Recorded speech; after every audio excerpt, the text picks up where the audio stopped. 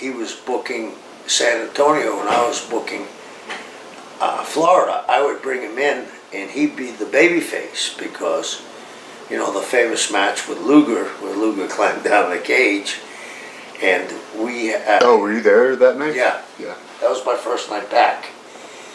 And I asked him why he did. He said, I have a family and I'm afraid that he's going to hurt me. So, and Brody, I thought Brody's work was so believable, but Frank would do things about, we'll talk about patterns. You ever see Frank Brody drop kick? Bruiser Brody drop kick? Oh, of course, yeah. It doesn't, you grab your seat and you say to yourself, how can a big man do that? He didn't do it all the time, but he showed that he was a wrestler too.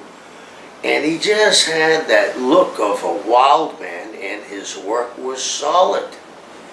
And, you know, he had an influence from Mark Lewin, and he had an influence from King Curtis, where they were big on the blood.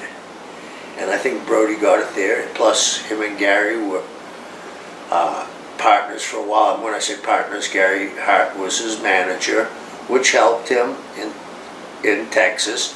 But he was big in St. Louis. I mean, he was big everywhere he went.